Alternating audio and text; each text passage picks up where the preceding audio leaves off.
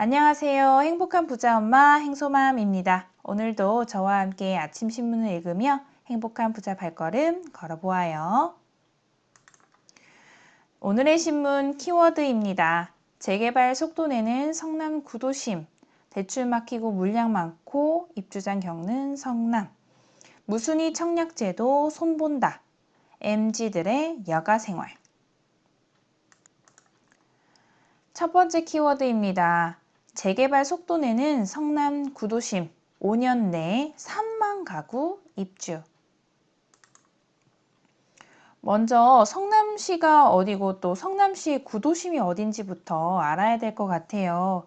자, 지도에 함께 보시면요. 성남시는 서울 아래에 약간 오른쪽에 치우쳐진 곳에 있어요.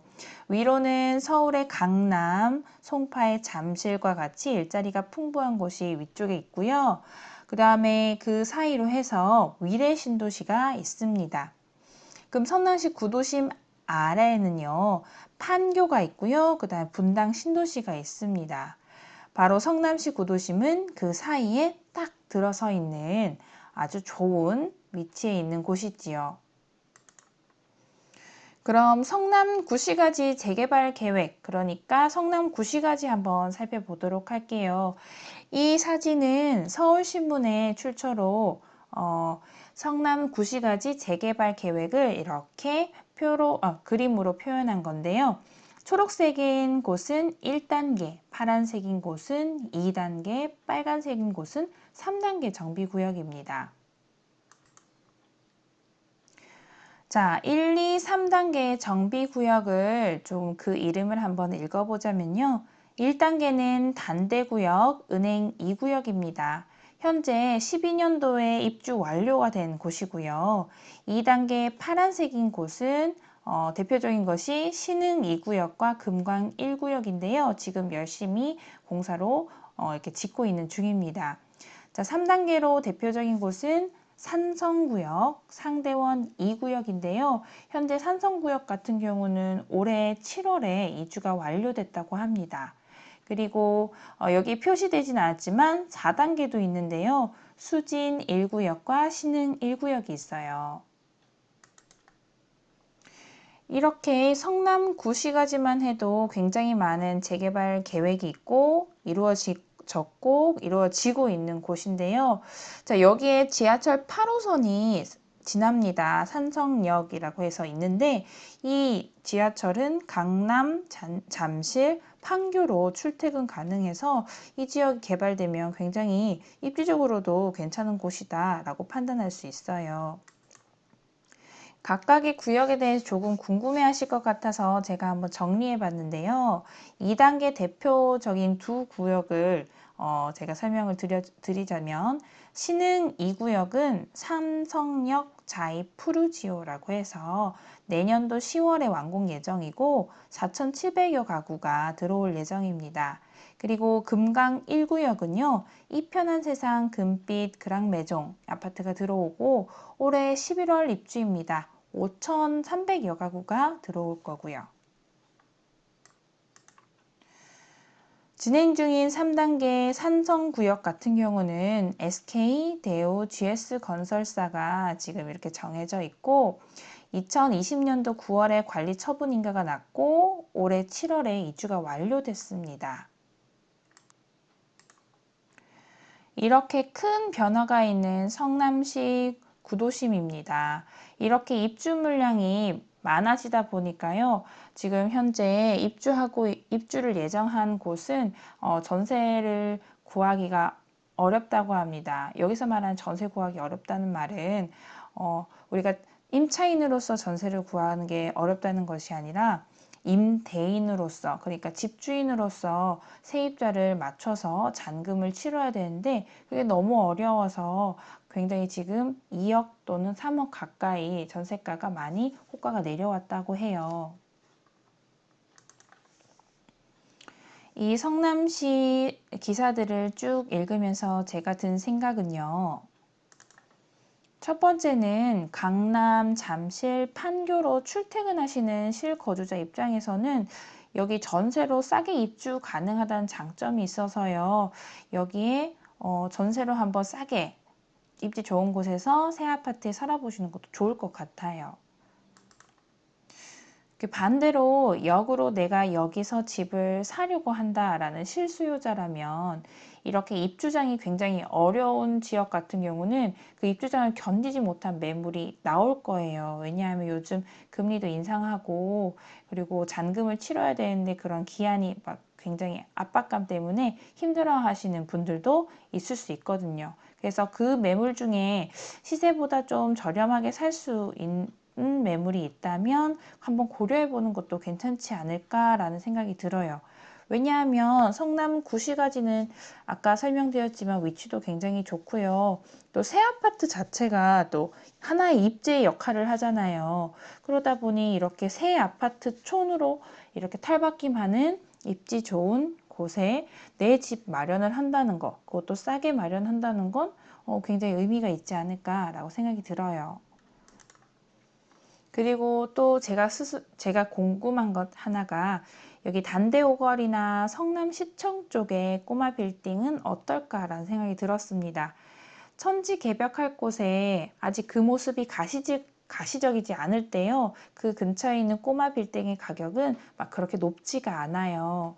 그리고 제가 따르는 멘토인 랭구님께서는 천지 개벽할 곳들의 꼬마 빌딩을 눈여겨보라고 하셨었거든요. 그래서 한번 이쪽을 눈여겨보아야 할 곳 중 하나가 아닐까라는 생각을 했습니다. 자, 두 번째 키워드입니다. 무순위 청약제 손본다. 무순위 청약 제도를 손본다라는 기사를 봤습니다. 왜 이렇게 손을 보나 라고 이유를 봤더니 요즘 청약 시장이 좀 시들하잖아요. 그죠? 그러다 보니까 미분양이 증가합니다. 하지만 제도상으로 이런 미분양은 무순위 청약 제도를 반복해서 잔량을 소화를 해야 된대요. 그런데 이렇게 반복하는 게 사실 비용적으로도 또 시간적으로도 계속 낭비가 되기 때문에 주택 사업자 입장에서는 그 비용 또는 시간이 부담이 된다고 해요. 그래서 잔여 물량이 남을 경우 사업자가 주관으로 해서 어떤 기준을 마련하고 원한다면 선착순 분양까지 가능하게끔 이렇게 하도록 조금 재량권을 줄까 하는 방향인데요. 그런데 사업자 주관으로 하다 보면 당연히 웃돈 거래라든지 등등이 있을 수가 있어서 이런 불법이 없도록 장치를 마련하는 게 좀 과제라고 합니다. 아직 명확한 방안이 마련된 건 아니에요. 하지만 조금 사업자가 좀 편의한 방향으로 손질을 해야겠다라고 결정을 한 상황이죠. 그럼 여기서 궁금하죠? 무순위 청약 제도가 뭔지 말이에요. 그죠? 자, 우선 우리가 알고 있는 청약 제도는 본 청약입니다. 그 본 청약에서 이렇게 자, 이제 저희 아파트를 분양합니다. 원하시는 분 오세요 해가지고 청약을 막 넣죠. 그죠? 그런데 규제 지역에서 이 본 청약이 미달될 경우가 있어요. 덜 팔리는 경우가 있는 거죠. 그럴 때는 처음부터 미달이었기 때문에 선착순으로 분양이 가능합니다. 그런데요, 이 본 청약이 적어도 1대1 이상이라면 남은 자녀 세대 또는 미계약분 같은 경우는 청약 홈으로 다시 한 번 더 본 청약처럼 청약 그 과정을 다 밟아야 되는 거예요. 그런데 이 대상은 무주택 지역민 대상으로만 이렇게 문을 열다 보니까 또 덜 팔리게 되고 또 덜 팔리게 되고 그럼 다시 처음부터 시작을 해야 되고 또 처음부터 시작해야 되는 이런 반복적인 낭비가 생겨서 이런 제도를 조금 더 완화하자라는 방향으로 간다는 것입니다. 이 청약 제도를 손본다는 기사를 읽으며 저는 이렇게 생각했어요. 사실 청약 제도라는 게 부동산을 사고 파는 경험이 많은 분들은 아니잖아요. 그죠? 그렇게 무주택 세대주를 대상으로 하기 때문에 그런 집을 사고 판 경험이 적은 분들이 모이는 시장 중에 하나예요. 그죠? 자, 그런데 이렇게 금리 인상을 하고 부동산 침체론이 이렇게 팽배한 요즘 그 분양시장이 뜨거울 이유는 없을 것 같아요. 굉장히 미적지근한데요.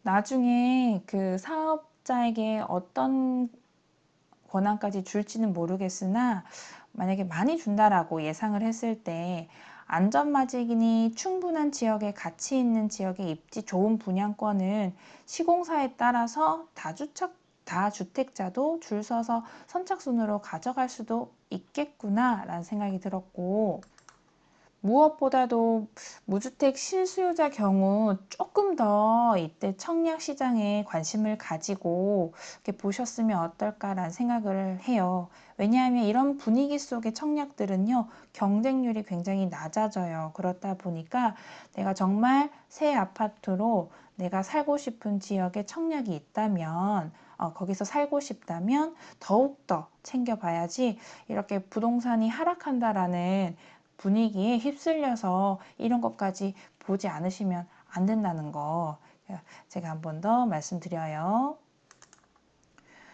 자, MZ세대의 변화하는 놀이문화, 노래방, PC, 호프집에서 헬스, 스포츠 시설로 옮겨가다. 먼저 현재 상황을 먼저 짚어볼게요. 사회적 거리두기 완화를 올해 4월부터 진행했습니다. 그런데도 불구하고 유흥시설로 분류되는 노래방이라든지 주점이라든지 이런 점포들은요, 더 감소세에 있고, 여행업종은 조금 회복세를 가져왔다고 해요. 그런데 헬스클럽, 스크린골프, 테니스 등은 아주 크게 증가했다고 합니다. 이유를 분석해 보니까요, MZ세대들, 그러니까 지금 20, 30대들의 여가 문화의 중심이 굉장히 많이 변화했다라는 걸 크게 그 분석 이유로 잡았는데요. 회식이 아니라 자기 관리를 더 중시하게 되고, 컴퓨터 게임보다는 모바일 게임으로 많이 그 놀이 문화가 바뀌었다는 거죠. 그렇다 보니 지금 우리가 놀이 문화로 생각하고 있는 주점 또는 노래방, 그리고 PC방 등등 점점 시대에 뒤떨어지는 산업으로 이렇게 치부가 되는 겁니다. 자, 이런 상황에 대한 행소맘 생각은요. MZ세대는 자신을 중심을 두고 자신을 아끼는 마음이 좀 큰 것 같아요. 그래서 이들을 행복하게 해주고 이들의 편안하게 해주는 서비스가 돈을 벌게 하겠구나라는 생각이 들었어요. 제가 MZ세대를 잘 알지는 못하지만 그냥 이 기사를 읽고 떠오르는 개별 맞춤 서비스 사업으로는 뭐 MZ세대들이 이렇게 음식을 배달시키잖아요. 도시락을 배달시킬 때 개별로 반찬 선택 가능하게 선택권을 좀 준다라든가, 또 개별 취향 맞춤 화장품 또는 옷을 파는 쇼핑몰이라든가, 또는 휴양지 분위기에서 또 확 열려진 곳이 아닌 개별 공간이 있어서 좀 눕거나 편하게 이렇게 할 수 있는 북카페라던가, 헬스장도 뭐 9시부터 6시까지, 8시까지 이런 시간에 제약 없이 그냥 24시간 헬스장이라던가, 그리고 동시에 맞춤형 PT 서비스를 24시간 내에 시간에 맞춰서 선택할 수 있게끔 하는 이런 맞춤형 서비스 사업이 돈을 벌 것 같아요. 자, 누구에게는 위기가 되고요. 누구에게는 기회가 된 이런 혼재된 상황입니다. 당신에게 요즘 사회는 어떻게 보이시나요? 오늘 하루도 부자가 되는 한 걸음 걸으시길 응원합니다. 오늘도 힘!